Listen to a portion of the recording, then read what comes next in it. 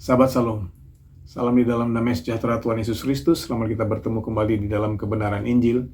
Ajaran Injil sepenuh dari Tuhan Yesus Kristus di dalam ibadah Sabat sekaligus Pentakosta.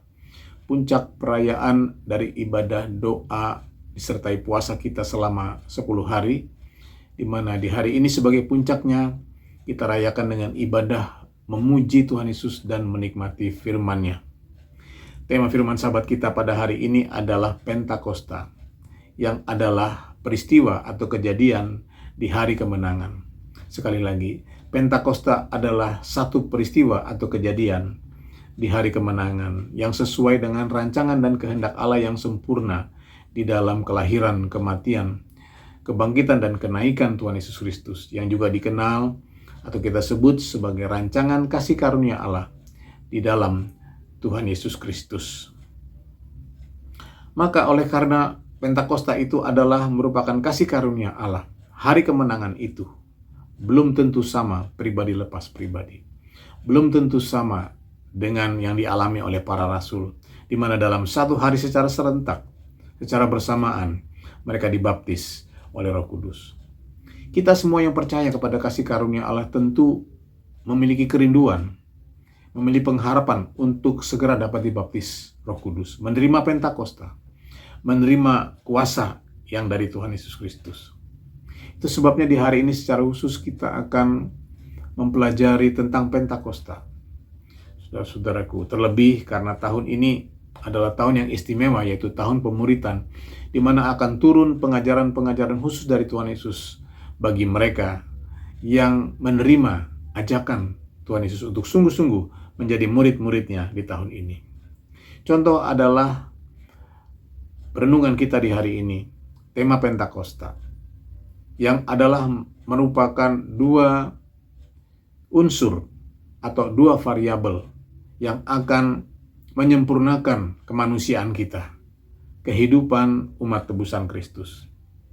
Dua variabel itu adalah yang pertama peristiwa Pentakosta, dan yang kedua adalah waktu Pentakosta atau hari Pentakosta atau hari kemenangan.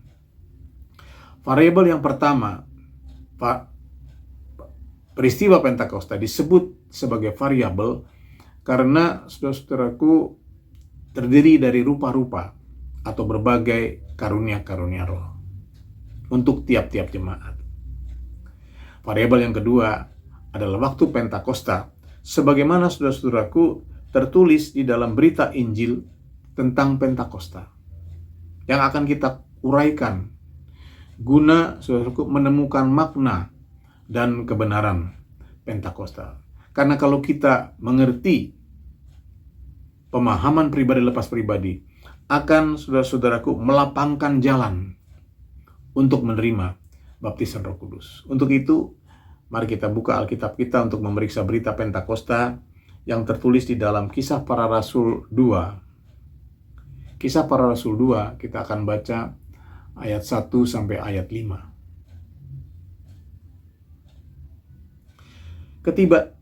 Ketika tiba hari Pentakosta, semua orang percaya berkumpul di satu tempat. Tiba-tiba turunlah dari langit suatu bunyi seperti tiupan angin keras yang memenuhi seluruh rumah di mana mereka duduk. Dan tampaklah kepada mereka lidah-lidah seperti nyala api yang bertebaran dan hinggap pada mereka masing-masing. Maka penuhlah mereka dengan Roh Kudus, lalu mereka mulai berkata-kata dalam bahasa-bahasa lain seperti yang diberikan oleh Roh itu kepada mereka untuk mengatakannya. Waktu itu di Yerusalem diam orang-orang Yahudi yang saleh dari segala bangsa di bawah kolong langit. Amin. Inilah pokok berita atau tajuk berita tentang Pentakosta yang terdiri dari dua variabel tadi, saudara-saudaraku, yaitu waktu Pentakosta dan peristiwa Pentakosta. Peristiwa Pentakosta yang pertama dan waktu Pentakosta yang kedua. Peristiwa Pentakosta itu tertulis di dalam ayat 1 sampai 4, sedangkan waktu Pentakosta itu tertulis di dalam ayat yang kelima. Kita mulai dengan variabel yang pertama. Variabel peristiwa Pentakosta itu maknanya adalah kejadian atau riwayat di mana murid Tuhan Yesus menerima baptisan Roh Kudus dan penuh Roh Kudus. Seperti tertulis dalam ayat 4a, maka penuhlah mereka dengan Roh Kudus. Itulah definisi dari peristiwa Pentakosta dengan 3 kata kuncinya. Yang pertama, murid Tuhan Yesus. Yang kedua, baptisan Roh Kudus. Dan yang ketiga, penuh dengan Roh Kudus. Di mana ketiganya sesungguhnya merupakan syarat mutlak Pentakosta. Yang pertama, murid Tuhan Yesus sebagai syarat mutlak. Mengingat tujuan daripada Pentakosta adalah amanat agung Tuhan Yesus Kristus. Di mana di tahun ini dinyatakan bahwa amanat agung Tuhan Yesus Kristus itu sesungguhnya adalah pemuritan. Maka para rasul Kristus tidak mungkin memuridkan orang lain atau bangsa-bangsa lain kalau dia sendiri belum pernah menjadi murid Tuhan Yesus. Demikian juga dengan syarat yang kedua adalah syarat mutlak, yaitu baptisan Roh Kudus. Karena memang Pentakosta sendiri artinya adalah baptisan Roh Kudus supaya layak menjadi saksi Kristus atau saksi kerajaan Allah. Demikian pula dengan syarat yang ketiga, saudara-saudaraku, penuh dengan Roh Kudus yang sering terlewatkan, saudaraku, atau mungkin sering terabaikan sebagai satu syarat mutlak.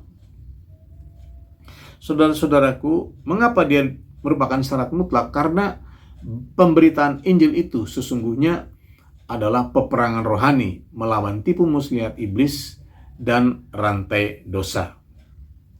Sehingga saudara-saudaraku, peperangan itu bukanlah perang fisik seperti pada zaman Raja Saul atau Raja Daud ketika sedang membangun kerajaan Israel.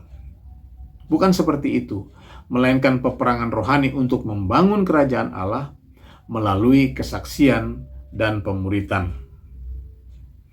Oleh pimpinan Roh Kudus, kemenangan oleh kuasa Roh Kudus. Itu sebabnya, saudara-saudaraku, sampai hari ini firman Tuhan Yesus yang mengatakan, jangan tinggalkan Yerusalem, sesungguhnya masih berlaku dan masih relevan sampai kepada hari ini.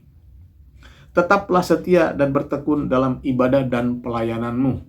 Biarlah rohmu menyala-nyala sampai Tuhan Yesus datang kali kedua. Karena meskipun kamu sudah dibaptis oleh Roh Kudus, api Pentakosta itu harus dijaga dengan minyak dan anggur, yaitu kebenaran dan roh. Supaya api Pentakosta itu tetap bernyala-nyala untuk kemuliaan Tuhan Yesus Kristus. Terlebih lagi bagi saudara dan saudari yang belum dibaptis oleh Roh Kudus, agar ibadah Pentakosta ini janganlah sebagai rutinitas doa 10 hari setahun sekali. Karena waktu Pentakostaku dan waktu Pentakostamu itu bisa terjadi sewaktu-waktu, sesuai dengan kasih karunia Allah. Jangan tinggalkan Yerusalem. Kita masuk dalam bagian yang kedua, yaitu membahas waktu Pentakosta. Waktu Pentakosta atau hari Pentakosta yang kita peringati sekarang ini dan kita sedang pelajari ini disebut juga sebagai hujan awal, sesuai dengan nubuatan Nabi Yoel tentang penggenapan janji Allah, pencurahan Roh Kudus. Itulah Pentakosta yang pertama dan yang unik, di mana dalam satu hari seluruh murid ke 120 rasul itu, saudara-saudaraku, dibaptis oleh Roh Kudus dan penuh dengan Roh Kudus. Saudara-saudaraku, peristiwa yang unik ini dimungkinkan terjadi sesuai dengan latar belakangnya. Sebagaimana telah kita bahas di hari pertama dan di hari kedua 20 hari, saudara-saudaraku, latar belakang Pentakosta. Di mana, saudara-saudaraku, murid-murid Kristus telah mengalami kesadaran yang supranatural, saudara-saudaraku. Kesadaran yang supranatural setelah mereka dengan kepala dan mata sendiri bisa melihat Tuhan Yesus Kristus naik ke surga, terangkat ke surga. Apa maksud dari kesadaran supranatural itu, saudara-saudaraku? Mari kita bandingkan dengan peristiwa ketika Nabi Elia diangkat ke surga. Apa yang terjadi dengan Nabi Elisa yang dapat melihat dengan matanya Elia diangkat ke surga?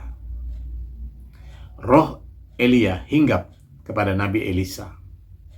Ada kuasa yang berpindah, saudara-saudaraku, dari Nabi Elia ke Nabi Elisa. Apatah lagi, saudara, apatah lagi dengan murid-murid yang dengan mata kepalanya sendiri dapat melihat Tuhan Yesus terangkat ke surga. Ada kesadaran, saudara-saudaraku, akan kebenaran. Mereka menjadi tersadar akan rancangan dan kehendak Allah yang sempurna di dalam Tuhan Yesus Kristus. Akan rancangan kasih karunia Allah di dalam Tuhan Yesus Kristus. Penutup kitab Lukas atau ayat-ayat terakhir kitab Lukas mengatakan bahwa mereka segera pergi ke Yerusalem dengan hati yang sangat bersukacita. Sangat bersukacita. Sejak peristiwa itu, para murid sepenuhnya menjadi percaya, menjadi beriman kepada Tuhan Yesus Kristus, dan tidak lagi mengandalkan kepada pemikirannya sendiri. Melainkan mulai mengikuti pikiran Kristus dan perasaan Kristus, serta mentaati perintah Tuhan Yesus. Mereka jadi sehati dan sepikir di dalam kebenaran Injil. Ya, saudara-saudara, sama rata, sama rasa dalam menantikan Pentakosta.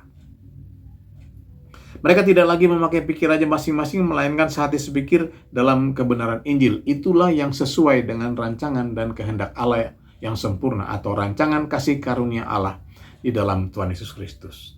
Apakah yang dimaksudkan dengan rancangan kasih karunia Allah di dalam Tuhan Yesus Kristus? Kita baca kembali, saudara-saudaraku, Kisah Rasul 2 ayat yang kelima. Kisah Rasul 2 ayat 5. Waktu itu di Yerusalem diam orang-orang Yahudi yang saleh dari segala bangsa di bawah kolong langit. Amin. Saudaraku yang berbahagia dalam Injil sepenuh, waktu Pentakosta itu ditandai dengan hadirnya orang-orang Yahudi yang saleh dari segala bangsa yang berdiam di Yerusalem. Keterangan atau petunjuk dalam ayat 5 ini haruslah kita simak dengan seksama, kata demi kata. Sebab ada 3 hal di sana, saudara-saudaraku, yang akan kita bahas ya sebagai data atau informasi waktu Pentakosta. Yang pertama adalah kehadiran orang-orang Yahudi dari segala bangsa. Mereka itu adalah peziarah yang datang ke Yerusalem, saudara-saudaraku, untuk beribadah sesuai dengan firman Allah yang tertulis di dalam kitab Taurat. Hal yang kedua, saudara-saudaraku, yang istimewa daripada orang-orang Yahudi dari segala bangsa itu, kitab Para Rasul menyebut mereka sebagai orang-orang Yahudi yang saleh. Apa maksudnya, saudara-saudaraku? Apa makna dari kesalehan dalam pengajaran para rasul atau ajaran Injil sepenuh? Saudara-saudaraku yang berbahagia dalam Injil sepenuh, sesungguhnya definisi dari kesalehan itu sudah terlebih dahulu ditampilkan di hadapan kita di dalam tema Paskah GBIS tahun 2023. Tak terpisahkan dari kasih Kristus. Kita baca kembali, saudara-saudaraku ya. Tertulis dalam Roma 8 ayat 34 sampai 35. Roma 8 ayat 34 sampai 35.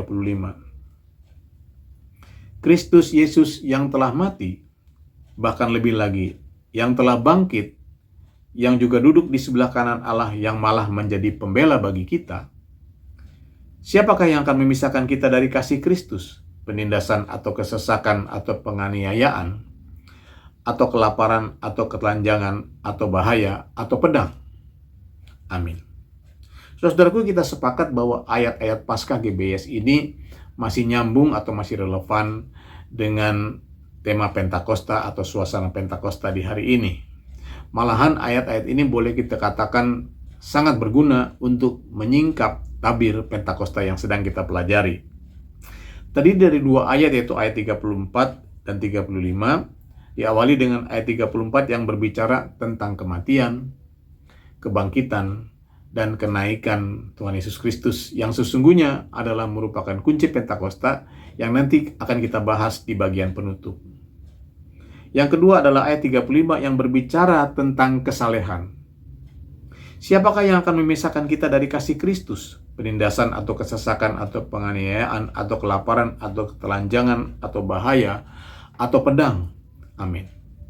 Jadi saudara-saudaraku, kesalehan itu atau orang-orang saleh itu sesungguhnya adalah orang-orang yang telah fokus kepada ibadah.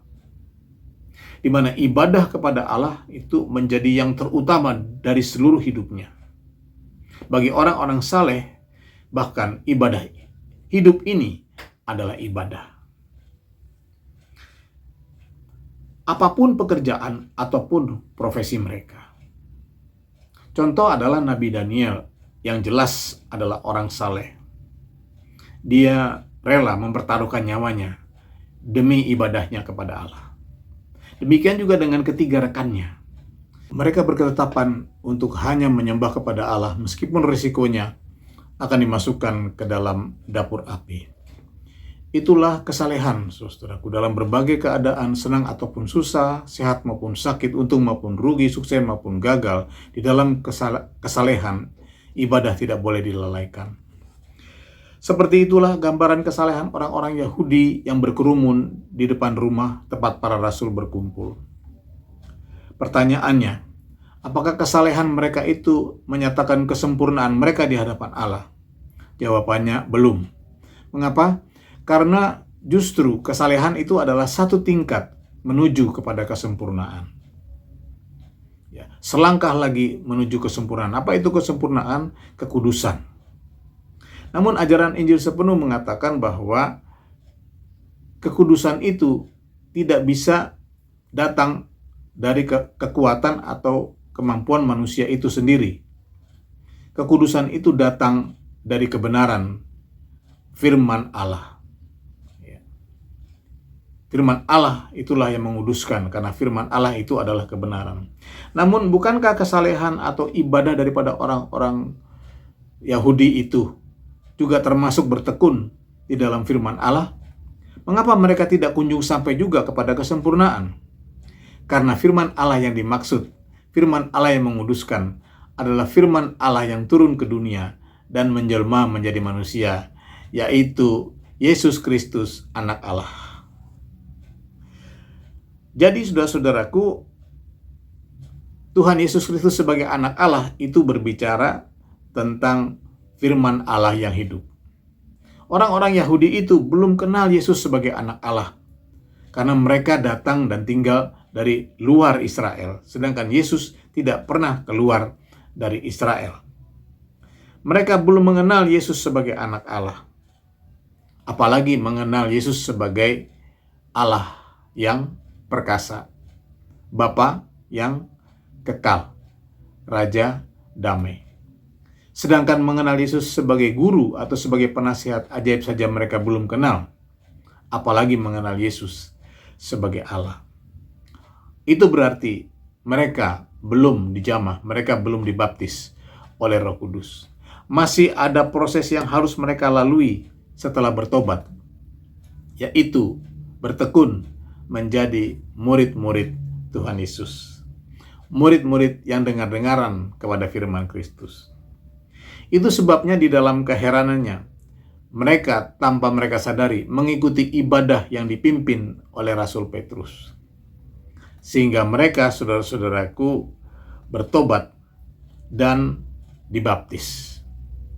Bertobat, menerima Tuhan Yesus sebagai anak Allah dan juru selamat, dan dibaptis.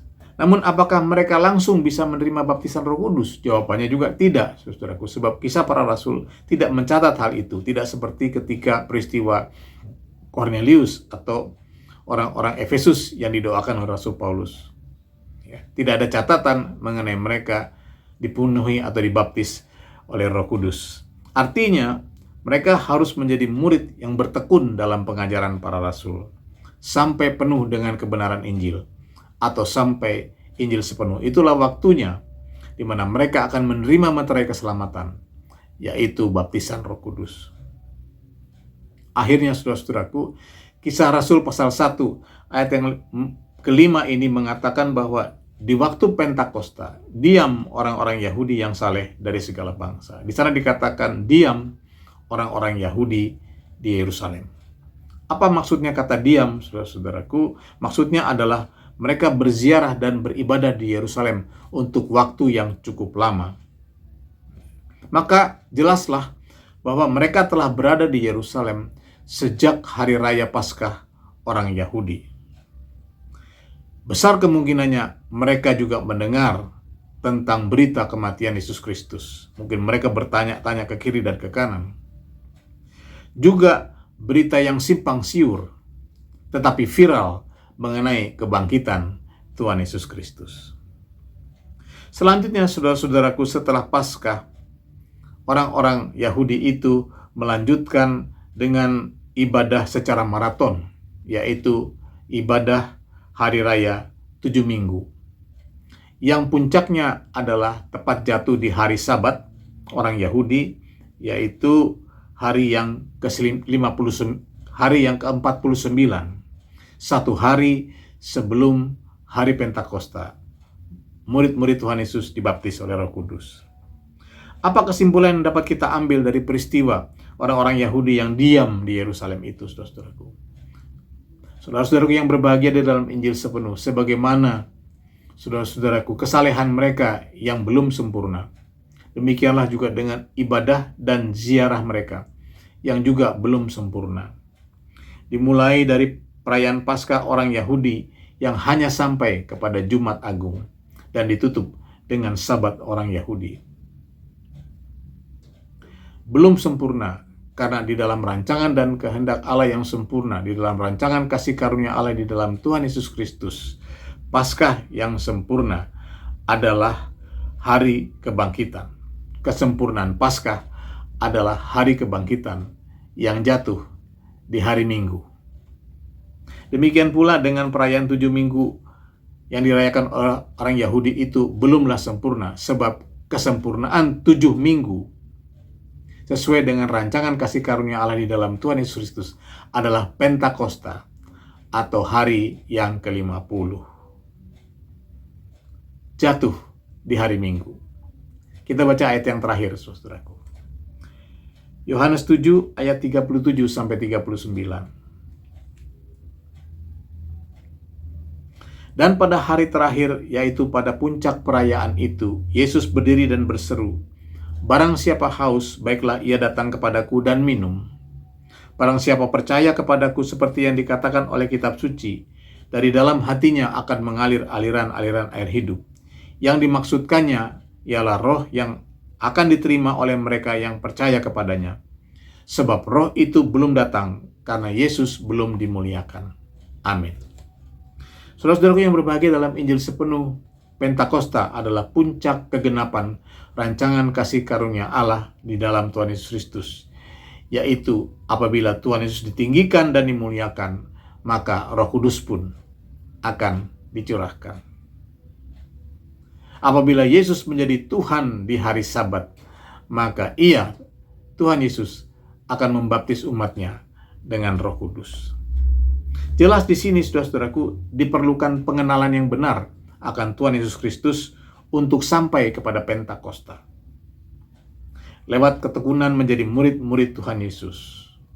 Itu bukanlah perkara yang mudah, saudara-saudaraku. Sebab, saudara-saudaraku, untuk mengerti Yesus ditinggikan dan Yesus dimuliakan adalah seumpama, di dalam Yohanes 3 tertulis, seumpama ular tembaga yang ditinggikan oleh Nabi Musa di hadapan umat Israel yang terancam kematian atau terancam maut karena serangan ular-ular berbisa. Ular tembaga yang ditinggikan itu pastilah menimbulkan banyak penafsiran dan perbantahan. Padahal ular tembaga itu bukanlah rancangan manusia, bukanlah rancangan Nabi Musa, melainkan rancangan dan kehendak Allah sendiri. Maka yang paling mudah ialah percaya, sungguh-sungguh beriman kepada Tuhan Yesus Kristus. Jangan tinggalkan Yerusalem. Tetap bertekun dengan iman hanya kepada Tuhan Yesus Kristus. Maka dari dalam hatiku dan dari dalam hatimu kelak akan mengalir aliran Roh Kudus. Terpujilah nama Tuhan Yesus Kristus. Biarlah kiranya Roh Kudus yang mengajarkan lebih lanjut kepada kita sekalian. Tuhan Yesus memberkati. Mari kita bersatu di dalam doa. Bapa di dalam surga, Tuhan Yesus Kristus, kami memuji dan bersyukur kepadamu Tuhan Yesus Kristus atas lawatan dan pimpinanmu dalam ibadah kami. Selama 10 hari lamanya Engkau telah memimpin kami. Engkau telah menjaga dan melindungi kami. Engkau telah Tuhan Yesus Kristus melawat kami lewat firman-Mu. Terima kasih Tuhan Yesus Kristus, terlebih di hari ini Engkau mengingatkan kepada kami agar kami tetap bertekun menjadi murid-murid-Mu. Tetap tinggal di Yerusalem di dalam iman yang teguh akan Engkau, Tuhan Yesus Kristus. Terima kasih Bapa di dalam surga, hamba-Mu telah selesai berbicara. Namun biarlah kiranya Roh Kudus yang memeteraikan firman-Mu itu di dalam hati kami. Firman-Mu itu menjadi benih yang subur, dan hati kami diubahkan oleh Roh Kudus menjadi tanah yang subur Tuhan Yesus Kristus, untuk dapat berakar, bertumbuh, dan berbuah-buah untuk kemuliaan nama-Mu. Terima kasih Bapa di surga. Kami serahkan Tuhan acara selanjutnya hanya dalam pimpinan Roh-Mu yang kudus. Biarlah kiranya hadirat-Mu tetap ada di tengah-tengah kami. Kepadamu kami berdoa, kepadamu bersyukur hanya di dalam nama-Mu. Di dalam nama Tuhan Yesus Kristus, Juru Selamat kami yang hidup sampai selama-lamanya. Haleluya. Amin. Saya serahkan kembali.